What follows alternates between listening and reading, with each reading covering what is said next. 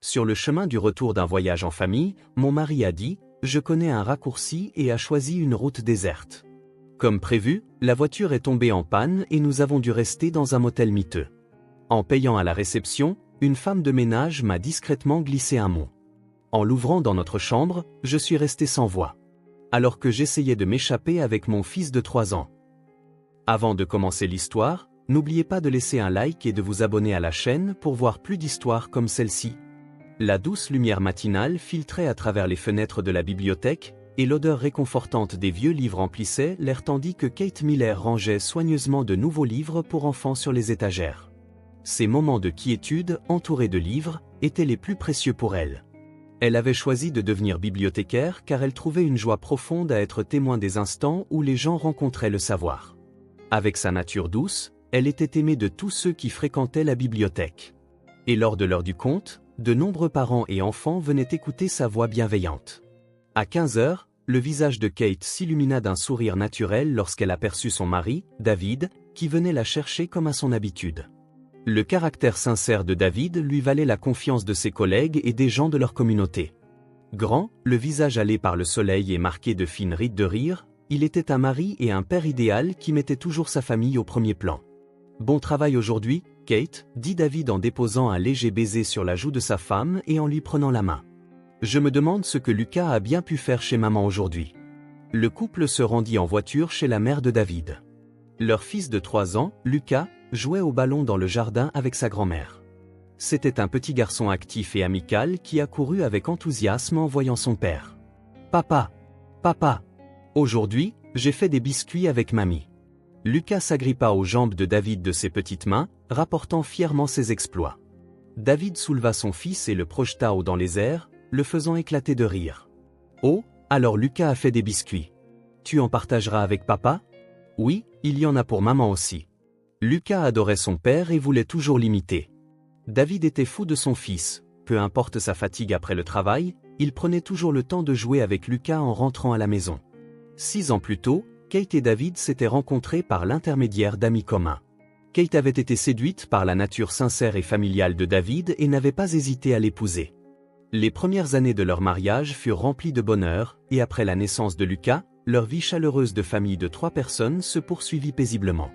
Cependant, les voyages d'affaires de David s'étaient récemment multipliés.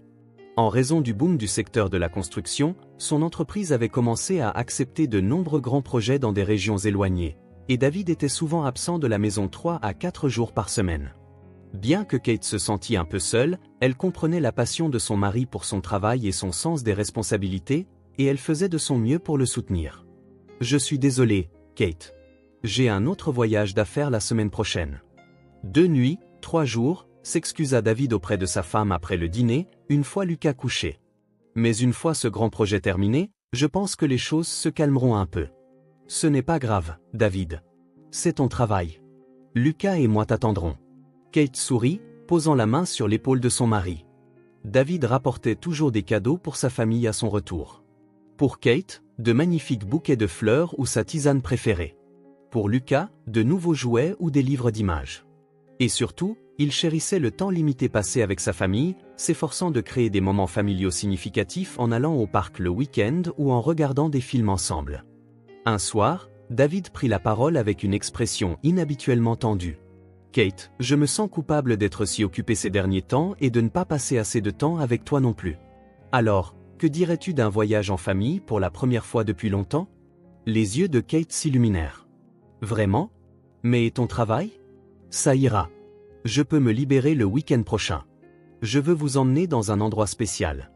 Je pense que toi et Lucas serez ravis. » Lucas fut ravi d'entendre parler du voyage, criant « On sort avec papa » à plusieurs reprises. Kate, elle aussi, attendait avec impatience ce moment en famille après si longtemps.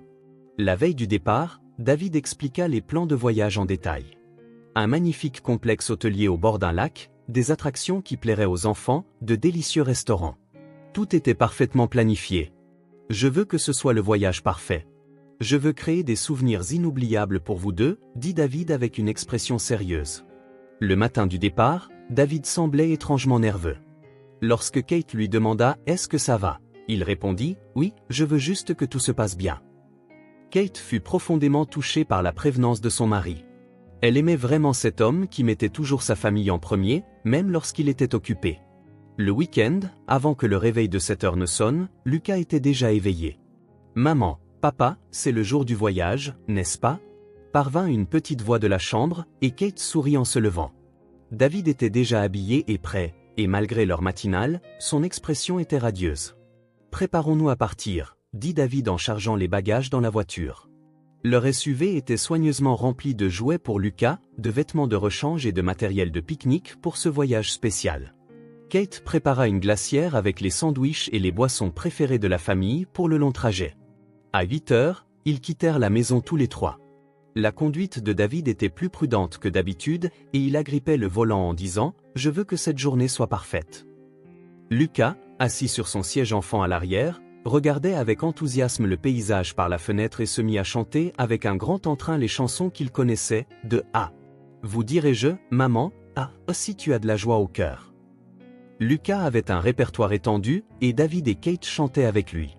La voiture était remplie des rires et des chants de la famille, et Kate réalisa à quel point son cœur était léger pour la première fois depuis longtemps.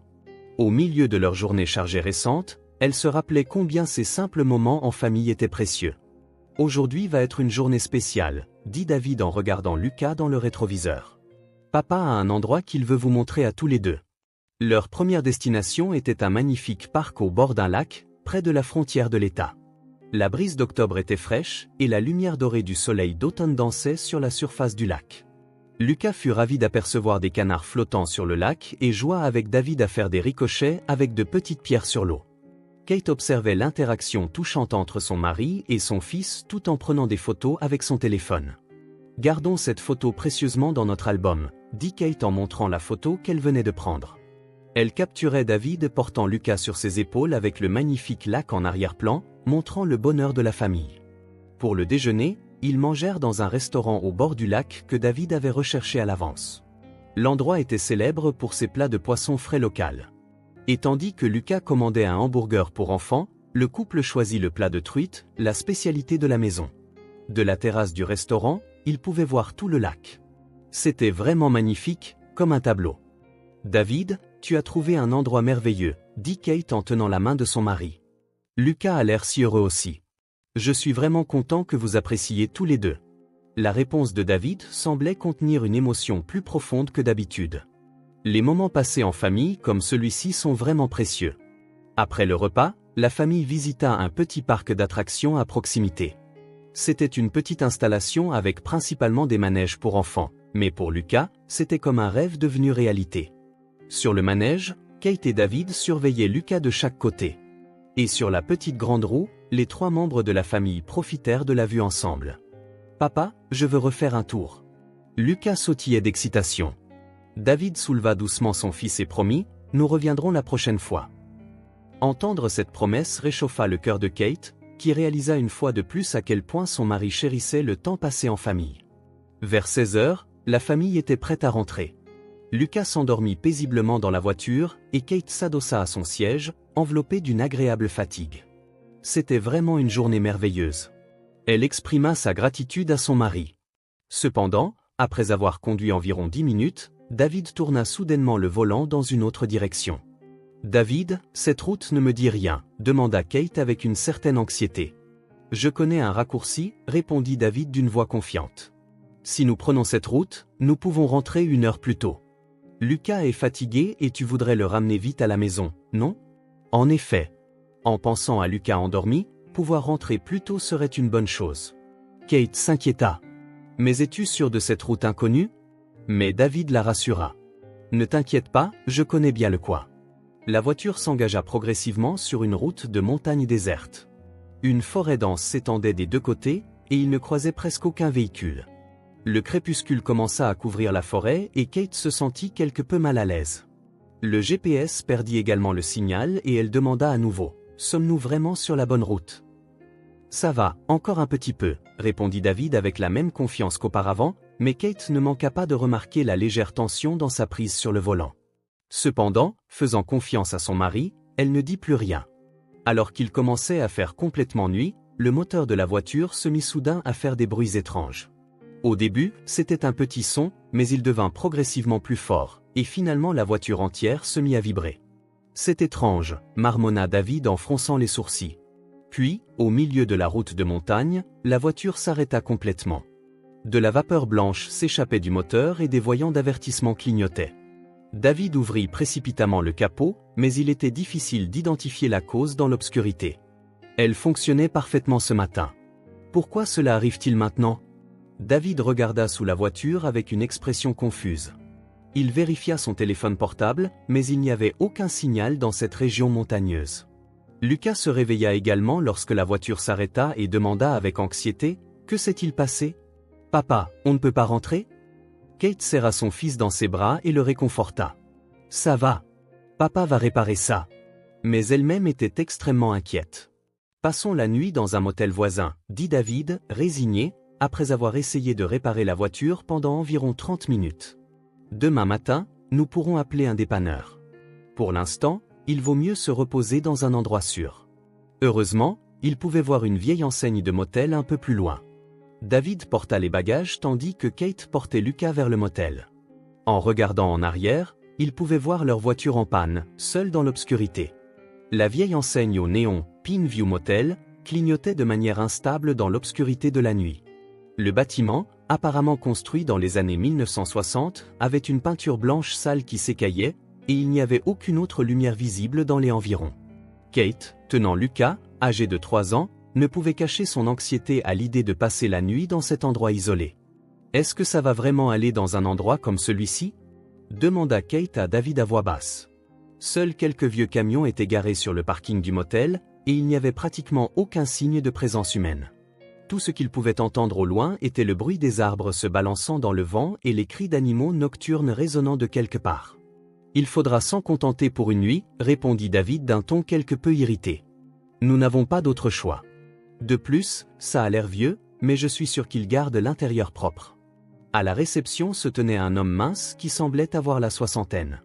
L'homme, avec des lunettes épaisses et des cheveux clairsemés soigneusement coiffés sur le côté, se leva en voyant la famille arriver. Son badge indiquait « Gérant Robert Johnson ». « Bienvenue. Vous cherchez une chambre ?» La voix de Robert était étonnamment aimable, et Kate se sentit un peu soulagée. « Nous avons une chambre familiale de disponible. Elle a un lit king size et un lit d'appoint. » David sortit son portefeuille et répondit « Nous prendrons cette chambre, s'il vous plaît. Juste pour une nuit. Demain matin, j'aimerais appeler un dépanneur. Pourrais-je utiliser votre téléphone ? » Bien sûr. J'ouvre la réception à 7 heures du matin, donc n'hésitez pas à l'utiliser. Puis, Robert tendit la fiche d'enregistrement. Paierez-vous en espèces ? Nous acceptons aussi les cartes de crédit. En espèces, fut la réponse laconique de David. Kate trouva un peu étrange qu'il choisisse de payer en espèces alors qu'il préférait habituellement utiliser sa carte de crédit, mais elle n'y réfléchit pas davantage. Pendant que le paiement était traité, Kate regarda autour du hall. C'était un espace simple avec de vieux meubles et des peintures délavées de paysages locaux accrochés au mur. À ce moment, une femme d'âge mûr avec du matériel de nettoyage apparut d'un couloir à l'arrière. La femme, dans la fin de la cinquantaine, avec des cheveux grisonnants attachés en queue de cheval, portait un uniforme de nettoyage bleu foncé. Son badge indiquait « Dorothy Brown ».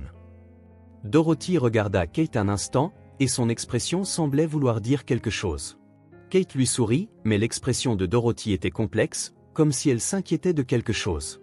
Elle posa son matériel de nettoyage, tout en agrippant le manche du balai, jeta un coup d'œil à David. Puis elle regarda de nouveau Kate, montrant cette fois une expression clairement anxieuse. « Voici la clé de votre chambre. » Robert tendit à David une vieille clé en métal. « Chambre 207. C'est au bout du couloir au 2e étage. Il n'y a pas d'ascenseur, veuillez utiliser les escaliers. » Pendant que David recevait la clé, il demanda « Servez-vous le petit déjeuner ?» « Je suis désolé, mais nous n'offrons pas de service de petit déjeuner. Cependant, il y a un dîner à environ 10 minutes en voiture, » expliqua poliment Robert. Pendant cette conversation, Dorothy s'approcha de Kate. Elle regarda autour d'elle, s'assurant que David et Robert étaient absorbés par leur conversation, tira légèrement sur la manche de Kate. « Madame » l'interpella Dorothy à voix basse. « Pourrais-je vous parler un instant ?» Kate se retourna, surprise. L'expression de Dorothy était sérieuse, et il y avait de l'urgence dans ses yeux.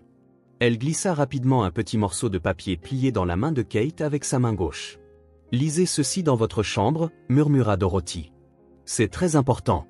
Quand vous serez seul. » Kate, bien que confuse, cacha instinctivement le papier dans sa poche. Dorothy quitta rapidement les lieux et disparut dans un autre couloir avec son matériel de nettoyage, comme si de rien n'était. Kate, allons-y, appela David après avoir terminé les formalités. Montons nos bagages dans la chambre. Oui, répondit Kate, dissimulant son agitation. Le papier dans la poche de sa poitrine semblait la brûler. Elle ne comprenait absolument pas pourquoi la femme de ménage lui avait donné un mot. Les escaliers menant au deuxième étage étaient vieux et craquaient à chaque pas. Le couloir était faiblement éclairé par des néons qui clignotaient irrégulièrement.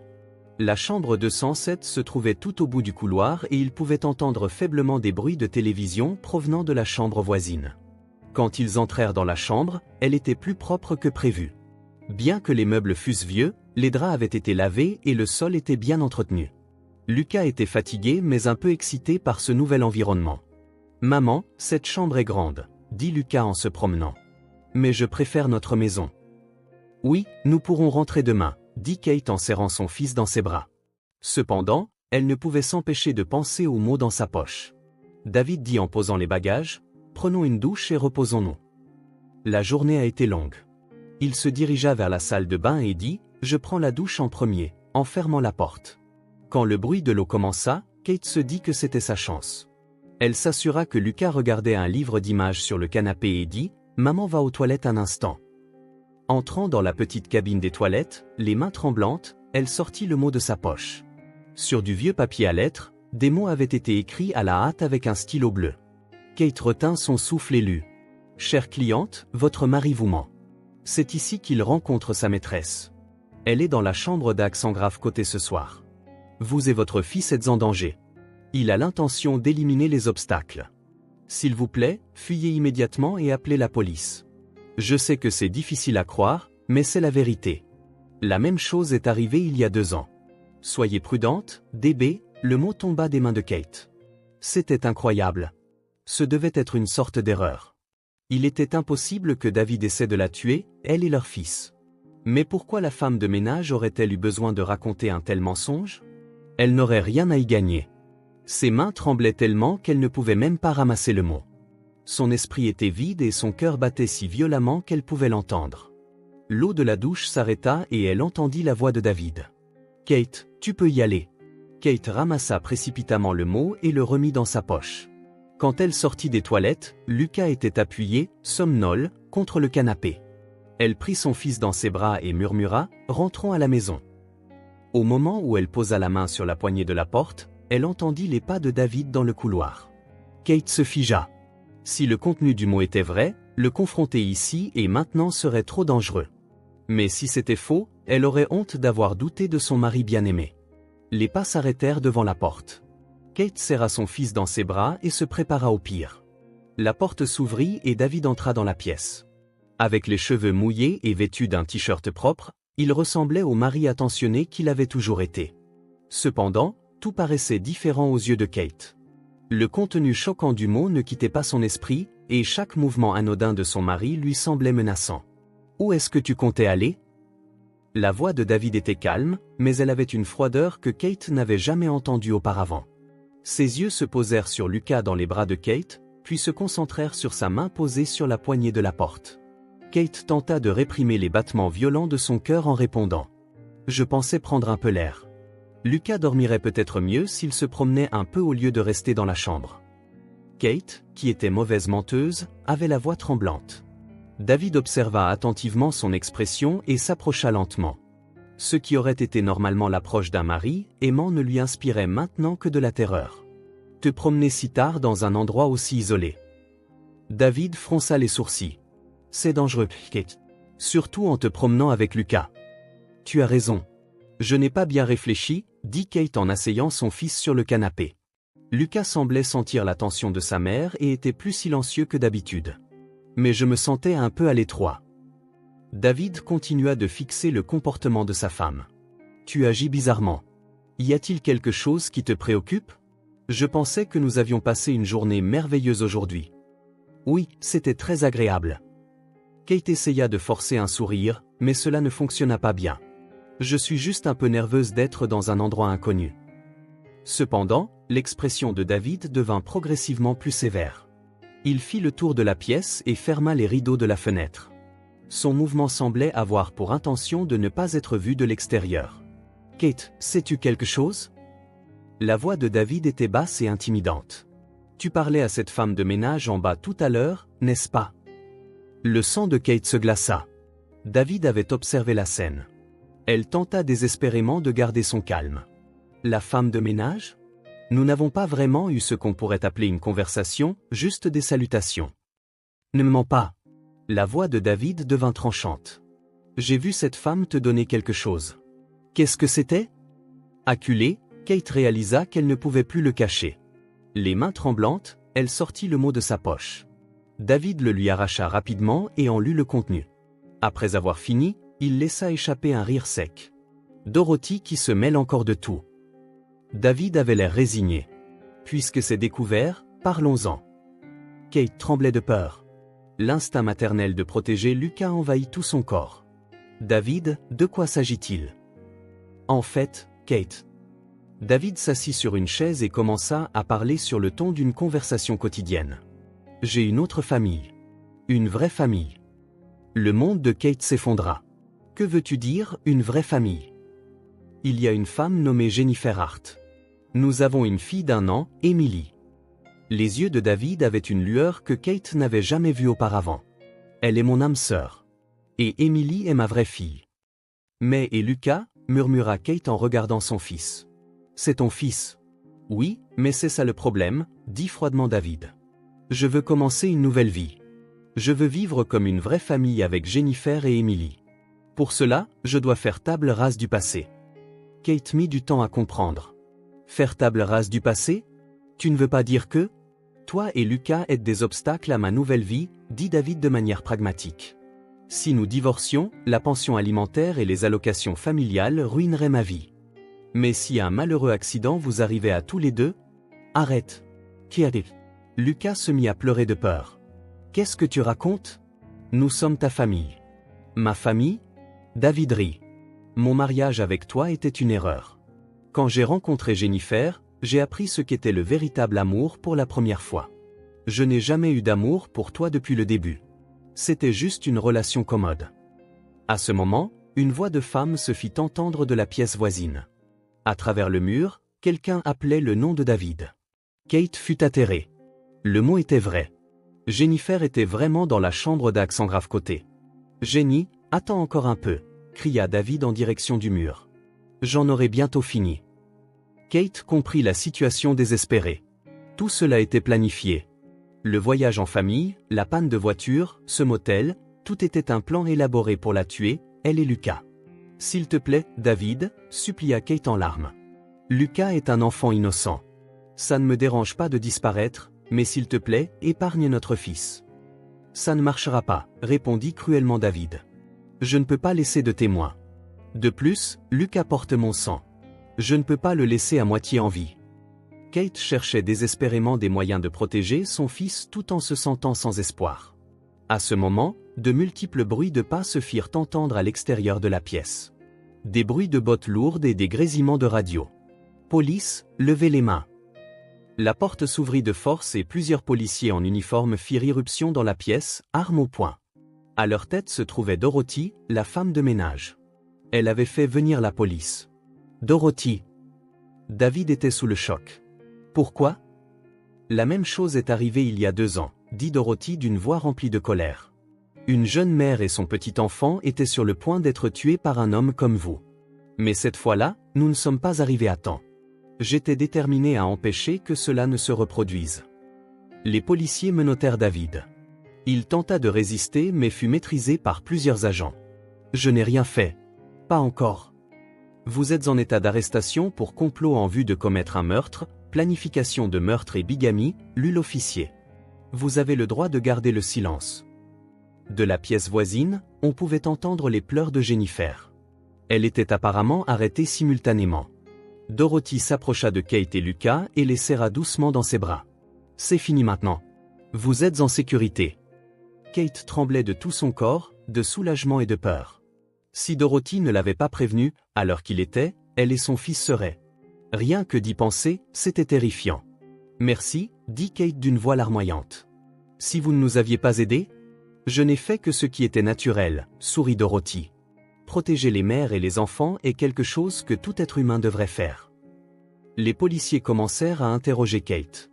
Grâce à son témoignage, toute l'étendue du plan de David et Jennifer fut révélée.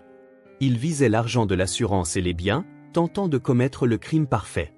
À l'aube, Kate et Lucas furent placés sous protection policière et transférés dans un lieu sûr. Un an plus tard, Kate et Lucas lisaient des livres d'images dans le salon de leur petit appartement, baignés par la chaude lumière de l'après-midi. Lucas, âgé de 4 ans, ne se souvenait presque de rien de cette nuit terrifiante. Kate avait été sauvée à de nombreuses reprises par la résilience que possèdent les enfants. L'enquête policière révéla toute l'étendue des crimes de David.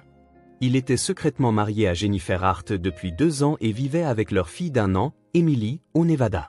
En plus des accusations de bigamie, son complot de meurtre contre Kate et Lucas fut prouvé en détail, et David reçut une peine de prison à perpétuité.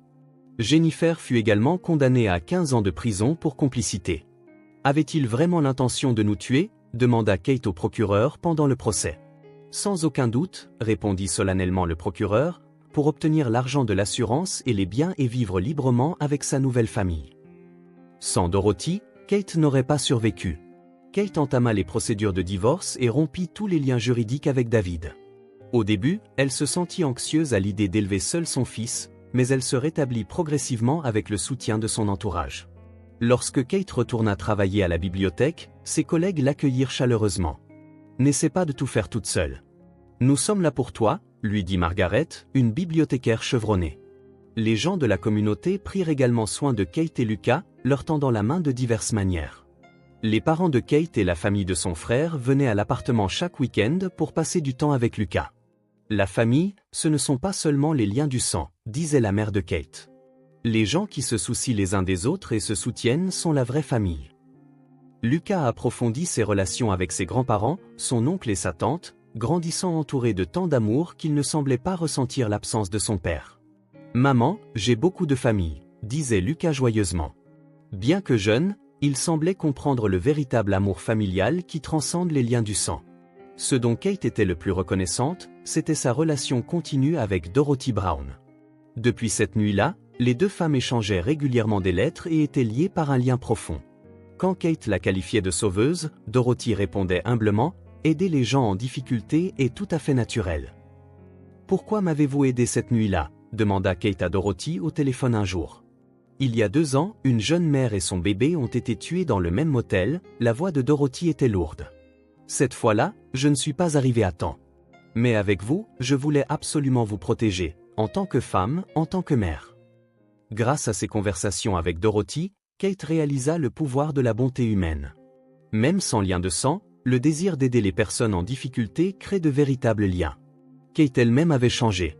Elle était devenue plus forte qu'auparavant, tandis que ses sentiments de gratitude envers les gens s'étaient approfondis. À la bibliothèque, elle créa un groupe de lecture pour les femmes victimes de violences domestiques, partageant discrètement ses expériences. « Je veux qu'elles sachent qu'elles ne sont pas seules », tel était son souhait. David purgeait sa peine en prison et n'apparaîtrait plus jamais devant eux.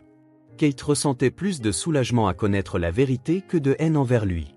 Vivre dans la vérité est bien plus heureux qu'un amour factice, pensait-elle. Un dimanche après-midi, alors que le printemps approchait, Kate et Lucas jouaient dans le parc.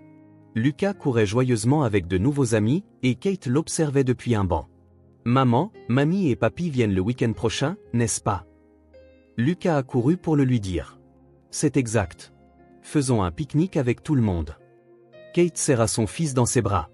Alors que le coucher du soleil colorait le parc, Kate parvint à une profonde prise de conscience. La famille n'est pas déterminée par les liens du sang. Les personnes qui s'aiment, se protègent et se soutiennent sont la vraie famille. La vraie famille que David cherchait était fausse.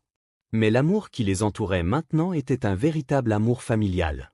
Et surtout, l'amour désintéressé et le courage dont avait fait preuve une inconnue leur avaient ouvert la porte d'une nouvelle vie. Le cœur rempli de gratitude, Kate prit la main de son fils et rentra chez elle. Demain apporterait un autre jour, entouré d'un amour véritable.